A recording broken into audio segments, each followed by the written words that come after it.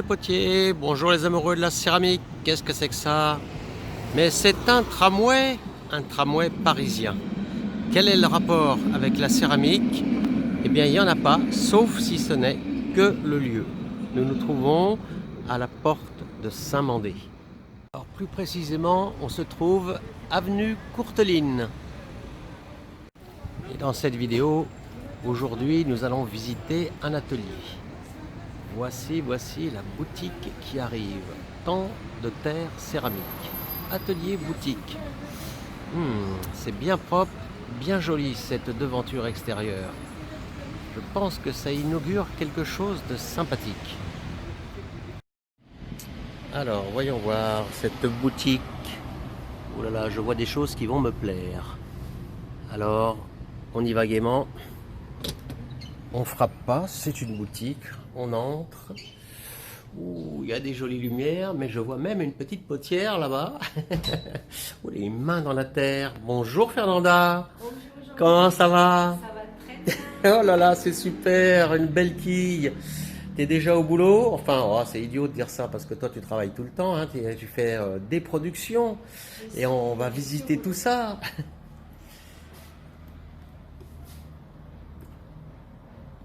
Ah, je peux pas m'empêcher de faire un geste sur les mains, hein.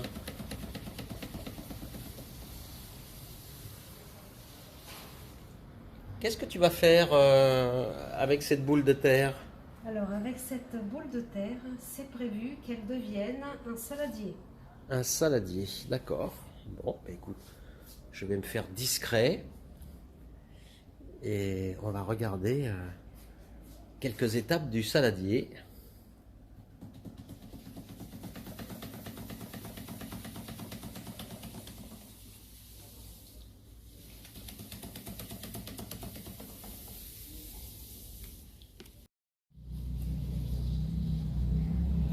Ah, c'est un geste que je connais. Bah ouais. Ah, il y a tellement de Devinons, méthodes. je Hein. l'ai vu. Je sais pas. Ah, celui-là aussi. Il y a tellement de méthodes, tellement de façons de faire. Hein. Alors là où j'ai appris à tourner, c'était à Nancy, mon école, ma formation elle est à Nancy. Oui. La directrice, elle était formée au CNIFOP, D'accord. mais il y a 20 ans de ça. Donc ça, c'est plutôt les gestes du CNIFOP alors. Ben, je crois qu'il y a un mélange du KiniFop et du Céline Laurent, c'est son nom, Céline Laurent. Parce que je pense qu'on développe aussi des façons de faire. Oui. Donc là, c'est déjà plus du Céline Laurent pur, parce que depuis j'ai fait mon petit bonhomme de chemin. Mais bien sûr. Je regarde plein de tourneurs sur internet, des vidéos, notamment pour faire des pièces que je ne sais, que j'ai pas appris à l'école, mais que j'ai envie de m'y frotter. Donc du coup, je regarde leur façon de faire et je finis par assimiler des gestes nouveaux. Et je pense qu'on les met tous à notre sauce après. Bien sûr, on se les approprie. Voilà. Et il y a un petit peu du Jean-Luc aussi. Ah bon, d'accord. Oui, parce qu'après, si tu veux, pour mes élèves, j'ai cherché Une méthode simplifiée. à simplifier exactement, et j'ai regardé plein de choses, et c'est là où j'ai découvert ta chaîne YouTube justement, parce qu'il y avait dans tes titres tournage pour les débutants, percé pour les débutants, la quille pour les débutants, donc j'ai trouvé ça très intéressant. Et du coup, là, c'est grâce à tes vidéos que j'ai compris comment simplifier pour les élèves, et j'ai fini par intégrer moi-même certains de ces gestes plus simplifiés parce que je les trouve très justes. Et en plus, ils sont efficaces. Ils sont efficaces. Voilà. Alors, moi je prends la parole 2 minutes là dans cette vidéo parce que regardez, je vais faire un plan de ce petit atelier boutique. C'est une petite bonbonnière. Alors on va visiter tout à l'heure, hein. Je vais vous montrer la production de Fernanda. Vous allez voir des choses que moi je trouve très jolies. Mais si vous avez vu là, il y a un escalier. Et cet escalier, il monte à une petite mezzanine et là-haut, c'est une petite école de céramique. Il y a combien de tours? 4. Il y a 4 tours. Et je pense que la production de Fernanda doit énormément inspirer ses élèves parce qu'elle est très typique, cette production. Alors là, tu es en train de faire le fond Là, je et suis en tu train dresses à l'estec, je crois. Oui. C'est ça. Allez, ouais, super. Donc là, on va rincer les barbotines.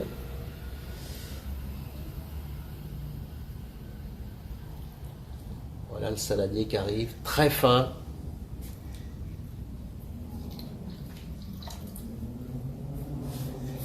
Et là, tu pourras voir la petite spirale. Je ne vais pas tarder à le faire. Ouais, tu vas nous montrer ça. C'est un peu une marque de fabrique, la spirale? Je ne l'ai pas inventé, bien sûr. Oui, oui, C'est mais en regardant des potiers japonais ouais. que j'ai vu ça. Et Ils aiment bien montrer très beau. le savoir-faire de la main, c'est ça? C'est ça. Donc, Ouais. du coup, on enlève bien les petites marques.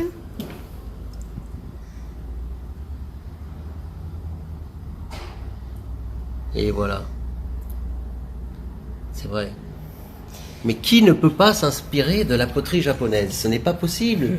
C'est quand même nos maîtres à tous, ces japonais. Ça a la petite peau de chamois aussi pour Oui, pour arrondir arrondir la lèvre. la lèvre du haut.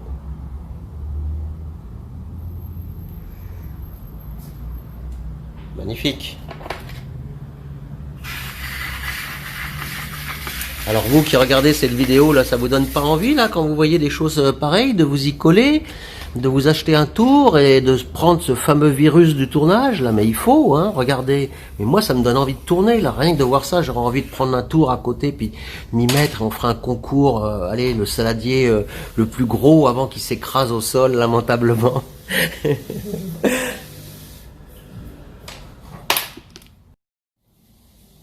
Et c'est parti encore pour Fernanda qui est en train de...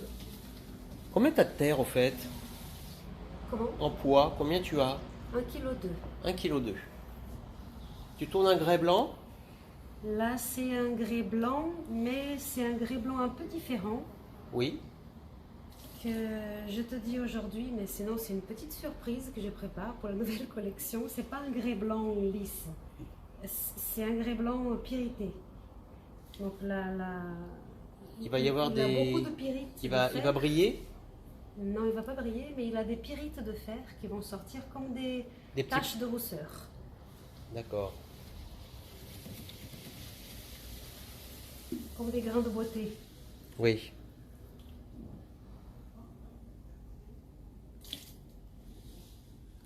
Alors, on va laisser Fernanda monter sa quille, faire son deuxième saladier. Et moi, je vais commencer à me promener un petit peu dans cet atelier. Et je vais aller au premier étage. On refera un petit plan par le haut. C'est parti. Me voilà au premier étage. En bas, la boutique. En haut, un petit atelier de céramique. Mais regardez si c'est pas beau. On n'a pas envie de venir ici, là. Oh là là là là. 4 tours pour 4 élèves. Je suis quand même obligé de vous dire que ici, comme probablement beaucoup d'endroits en région parisienne, eh bien les places sont chères parce que c'est complet jusqu'à l'année prochaine si on veut postuler à une place.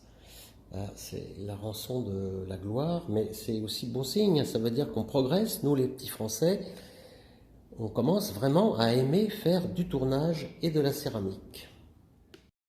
En plus que du beau matériel, et si je m'approche d'ici, normalement, la potière est au travail en dessous. Voilà, et voilà le saladier qui monte, qui prend son galbe.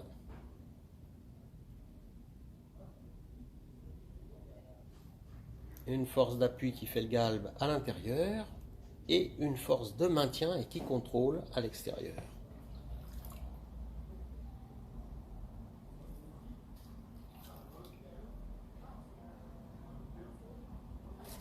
Est-ce que tu en as des comme ça, finis et émaillés? Non. Aucun. Parce que je les ai tous vendus et j'ai pas eu le temps de refaire. D'accord. C'est que là que je refais. J'en ai d'un autre modèle qui sont déjà tournassés, mais ils sont encore crus. D'accord. Ils sont en forme de cône. Alors je te laisse poursuivre ton travail et moi je vais regarder quelques pièces et je vais en faire profiter la communauté. Allez, je vous montre un peu de la production de Fernanda. Des pots de fleurs muraux pour épiphyte. C'est pas poétique tout ça là? Moi ça m'inspire. Ça m'inspire, hein, ces petites formes rondes. Plus je vois un peu comment que c'est fait. Ici avec une découpe. Alors celle du dessus, la plante se plaît tellement bien qu'on a du mal à distinguer la forme. En tout cas, c'est trop mignon. Alors ça, c'est une pièce qui me rappelle furieusement une vidéo dernière avec le silicate. Vous voyez, si on utilise le silicate à bon escient, à petite dose, à petite craquelure, moi je trouve que c'est très joli.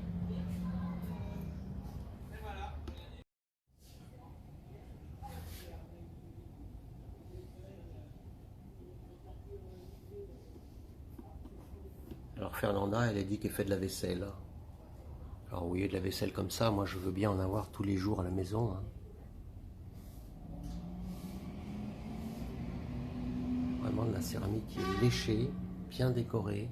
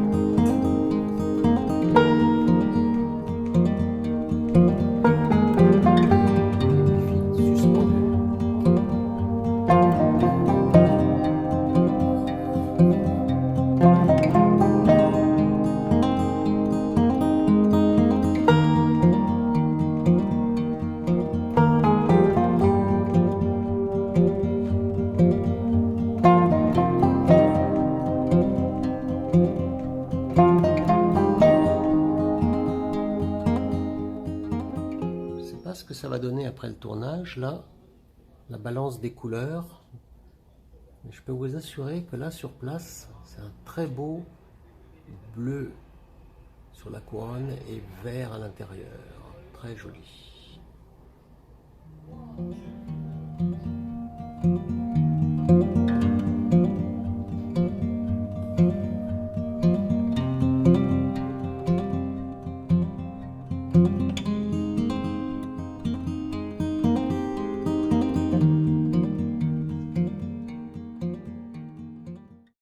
Alors Fernanda va nous livrer dans la rubrique trucs et astuces quelque chose, moi j'ai jamais entendu parler de ça, hein. Je savais même pas que ça pouvait marcher ou exister. Et on va regarder ce qu'elle tient dans ses mains. Qu'est-ce que tu tiens dans tes mains? Alors je vais vous raconter le secret, j'ai pas inventé ça, hein. J'ai appris ça à l'école à Nancy. Des tissus, des torchons, donc je sépare des tissus colorés pour la terre noire et la terre rouge. Un tissu qui a été un jour blanc dans sa vie, maintenant il est un peu sali, mais c'est pour les grès blancs. Et un tissu qui est plus propre pour la porcelaine. Donc du coup, quand je vais recycler ma terre, donc j'ai ma terre sur un seau, je sépare par consistance comme tout le monde. Dès que la barbotine elle est bien épaisse, je vais étaler sur le plâtre. Mais avant, je mets mon torchon bien à plat. Je viens étaler ma galette de barbotine qui va sécher, le plâtre va prendre. ça dépend de l'humidité de l'air, mais dans 2-3 jours, je vais pouvoir, en fait, je vais venir plier cette galette comme ceci. J'enlève le tissu, la galette à plier là. Je plie l'autre côté, j'enlève le tissu. Donc du coup, j'ai une galette pliée en 3 qui est déjà plus dense, plus consistante. Et je vais changer de plâtre. Donc je vais prendre avec mon tissu, c'est un peu dur de voir parce que là il n'y a pas la galette, mais je prends ma galette de mon plâtre humide et je vais la mettre dans un autre plâtre. Donc du coup, si je viens de là à là, voilà, je la tremballe ici, je la vire là et j'aurai ma galette sur un plâtre plus sec qui va aider à la sécher plus vite. Et du coup, l'excédent d'eau qui tache le plâtre, c'est pris dans le tissu. Et du coup, ici, j'aurai plus ça. Quand je recycle de la noire ou de la rouge, je remets un tissu propre et sec sur le plâtre pour ne pas tacher le plâtre de rouge ou de noir, pour pouvoir ensuite recycler la porcelaine et la terre blanche. Bah écoute, c'est quelque chose que je connaissais pas, ça peut être vraiment utile à beaucoup de monde parce qu'on aime bien, nous aussi, dans nos ateliers, essayer des terres différentes. Moi, c'est vrai que bon, à la campagne, j'ai pas le problème de nettoyage parce que quand la plaque est vraiment très sale, eh bien, je la descends et au plein milieu de la pelouse, au jet d'eau, on arrive toujours à en venir à bout. Mais il faut la faire ressécher après. Mais aussi pour transporter les terres à recycler, mettre un tissu, ça me paraît vraiment une très bonne idée. C'est une petite astuce. Bien. On te remercie. Où j'ai vu ça, mais j'ai vu ça quelque part et je le refais. Merci pour le partage. Je me retourne et je vois ça sur des étagères un peu plus hautes. Il y en a ici et là-bas, il y a plutôt des biscuits. Alors c'est ta production aussi, ça, Fernanda? Alors là, c'est le coin des élèves, c'est les étagères des pièces des élèves. Donc la toute première que tu as filmée à droite, c'est les pièces qui ont été émaillées, les pièces finies. Et à gauche, les pièces qui attendent l'émaillage. Donc ici à l'atelier, je leur propose 6 couleurs d'émaux, dont un blanc, un transparent, un vert d'eau clair, 2 sortes de bleu foncé et plus clair, et un rouge kaki. On travaille beaucoup les engobes aussi, ça va élargir un petit peu la palette. Donc dans les engobes, je les fabrique aussi moi-même à partir d'oxyde métallique. Donc la palette, elle est un petit peu réduite parce que j'ai pas d'oxyde colorant industriel du rouge pétant par exemple. J'en ai introduit cette année 3 nouvelles couleurs, le rose, le jaune et le bleu turquoise. Là, il n'y en a pas, il y a du turquoise tout là-haut. Mais les élèves, ils vont doucement. Donc du coup, je sais plus, qu'est-ce que tu voulais que je dise? Qu'est-ce qu'on parlait? Mais on va pas couper ça, c'est tellement plus naturel. Moi, j'avais demandé si on pouvait mélanger les couleurs et tu m'as dit dans une certaine mesure. Dans une certaine mesure. Donc du coup, pour là, on voit par exemple qu'il y a une pièce qui est bicolore. Donc elle a du blanc ici. Et ici, elle a mis du vert lagon. On entrevoit le vert très clair parce qu'il a été sur le blanc. Et ici, il est très doux. Il est presque transparent avec un petit peu à l'intérieur. On voit qu'il est sorti bien vert parce que la pièce, elle est fermée et la couleur sort plus foncée à l'intérieur. Donc du coup, ça c'est une petite règle à respecter. Donc le blanc et le transparent, aucune autre couleur peuvent rentrer dedans. C'est-à-dire, si tu as déjà émaillé avec le vert, tu ne pourrais pas venir tremper dans le blanc. Mais si tu as déjà mis le blanc, tu peux venir dans le vert. Parce que le blanc, il n'a pas un oxyde métallique qui va intoxiquer mon verre. Alors, est-ce qu'on pourrait dire une règle simple quand on veut faire des superpositions, il vaut mieux mettre les couleurs claires au début et recouvrir progressivement avec les couleurs foncées? Et recouvrir progressivement avec les couleurs foncées. Après, on trouve toujours des moyens de complexifier la chose. Toujours, bien sûr, ah bah oui, ça. Parce qu'on sait bien que quand on émaille comme ici par trompage et qu'on veut faire du bicolore à l'extérieur, on doit obligatoirement émailler d'abord l'intérieur, quoi qu'il arrive. Parce que quand on va vider, on va abîmer l'émaillage extérieur. Donc on vide, on nettoie et ensuite on vient nettoyer. Il y a des petites astuces. Il y a, je ne sais pas si je vais te surprendre pas, mais il y a le ballon de baudruche. Oui, pour tenir la pièce. Pour tenir la pièce. Il y a des tenues pas communs quand on peut tenir. Il y a bien entendu quand on peut tenir le pied, là on ne peut pas par exemple. Donc c'est soit comme ceci, soit en trempage incliné, c'est ce qu'on voit là. Donc on a où prendre sans avoir besoin d'immerger votre main. Donc on s'arrête avant le niveau des mailles. Et la petite règle que tu as dit, c'est bien. Donc il faut d'abord appliquer les mailles claires et ensuite superposer les mailles foncées. Du moins ici, c'est ce qu'on peut faire avec les couleurs que je propose. D'accord. Écoute, c'est super toutes ces explications là pour les mailles. Moi, j'ai encore une question là. Est-ce que tu fais pour toi des productions ou autres avec la technique du masquage? Alors oui, le masquage, je vais te montrer ici. Là, toutes ces bandes qui ne sont pas émaillées, donc cette différence de couleur, c'est que là, la terre, elle est brute. Donc, après la cuisson où la couleur de l'émail va se révéler, ici, il y aura la terre brute, la couleur rouge lit de vin qu'on a vu tout à l'heure. Donc, du coup, ici, ce que j'utilise, c'est un petit ruban de masquage. Donc, c'est du ruban de peinture, tout bêtement. Pour les carrossiers, oui. Qu'on trouve de plusieurs tailles différentes. Donc, il y a comme ça et il y a aussi plus large. Et on utilise au besoin. Donc ici, ce que je fais, c'est que je vais venir masquer. Oh là là, quel travail! Ou aussi, une autre alternative du ruban, c'est une fine couche de cire, donc appliquée au pinceau. Donc pour ces pièces-là... Qu'est-ce que tu entends par cire? Cire, c'est une cire de... Pour les meubles, une cire Alors, c'est de l'encaustique. C'est de la cire d'abeille. J'en ai testé plusieurs. Je vais finir par faire la pub. Non, on va dire qu'on n'a pas vu. Hein. Oui, on n'a rien vu. Mais une cire pour les parquets, quelque chose comme une cire liquide, on va dire. Cire liquide, meubles et parquets. Voilà, cire d'abeille. Alors, si tu mets ça avec un pinceau, qu'est-ce qui va se passer? Tu vas émailler par-dessus? Alors, la cire, elle est hydrophobe. Elle chasse l'eau. Oui. D'accord? Donc là où il y a de la cire, il n'y aura pas d'émail. Oui. C'est pour ça que quand on met de la cire, il faut être minutieux, parce que si tu en mets par accident, il n'y aura pas d'émail là où tu as mis par accident. Oui, mais elle va couler la cire, elle va fondre. Elle ne coule pas, parce que tu prends à peine, il faut égoutter l'excès et venir vraiment de plus loin à vous rapprocher de la ligne pour avoir la fine couche. D'accord. La cire va sécher. D'accord, elle sèche très vite. Et si jamais il y a un peu d'émail intempestif qui vient par-dessus? Il faut nettoyer. Ah, il faudra nettoyer. Après, ça n'empêche pas le nettoyage, parce que la cire à 200 degrés, tout ce qui est organique, bien sûr, ça va être brûlé, consumé, et du coup, l'émail qui est un élément de haute température va rester, la cire s'en va, il va s'accrocher au tesson. D'accord. Du coup, il faut absolument nettoyer. D'accord, d'accord. Mais ça va empêcher d'avoir la grosse couche d'émail ici. Ouais. C'est un petit coup d'éponge et le tour est joué. D'accord.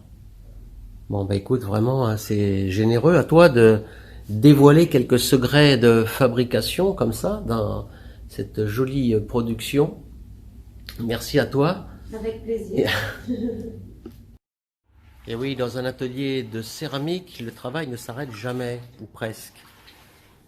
Donc Fernanda nous prépare un petit jus d'émail et elle va faire, avec les moyens dont elle dispose, en place, une application au pistolet. Et bien justement là, pour cet émaillage, il va y avoir une réservation avec un ruban. Application du ruban. Quel travail minutieux.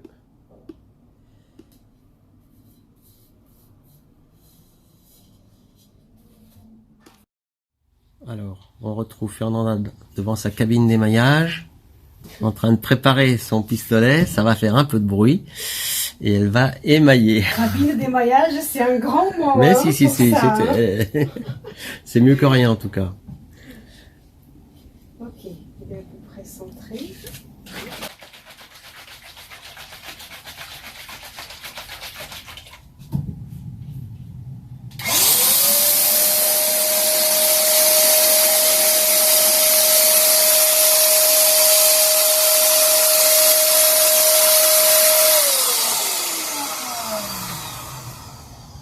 Bien. Et voilà, après l'émaillage, donc on enlève la bande et on va obtenir au final une partie émaillée et une partie qui ne sera pas émaillée. Donc après, il faut bien observer. Éventuellement, si on a une petite coulure ou quelque chose qui ne va pas, il faudra quand même un petit coup de gratounette, voilà, pour enlever le petit défaut. Donc oui, c'est beaucoup de travail, hein, travail de l'artisan céramiste. C'est de la finesse, de la patience. Voilà, là par exemple, Fernanda me montre un tout petit truc qui va pas. Vous voyez, c'est infime, mais c'est infime, mais après la cuisson, ça va rester. Voilà. Donc alors je viens si on veut ajuster, bien travailler, voilà, on enlève. Pour que ça soit bien net. Ouais.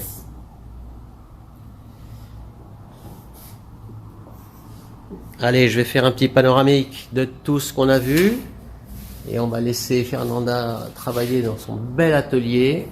Le bel atelier boutique de Paris 12e. Et je voulais dire que si vous avez des commentaires par rapport à tout ce que vous avez vu, à la générosité de Fernanda qui nous a quand même donné des trucs et astuces, vous pouvez quand même laisser des commentaires. Si vous voulez visiter sa boutique, venez, hein, c'est tout à fait facile pour ceux qui habitent Paris. Et les autres, si vous voulez suivre cette belle personne, vous regardez dans les commentaires et je me ferai un plaisir de mettre son adresse d'Instagram puisqu'elle fait aussi des petites vidéos et bientôt vous allez pouvoir voir la nouvelle collection qui arrive et elle va toujours faire de la vaisselle comme elle dit, mais cette fois-ci ça va peut-être être un petit peu pour des professionnels et faire toute une gamme, un service complet pour la table. Et le plus grand plaisir après du palais. Merci aussi pour ton sourire, Fernanda. Allez, à bientôt les vidéastes de la chaîne. À bientôt pour de nouvelles aventures céramiques. Vous voyez, aujourd'hui, ça nous a emmenés jusqu'à Paris. Au revoir.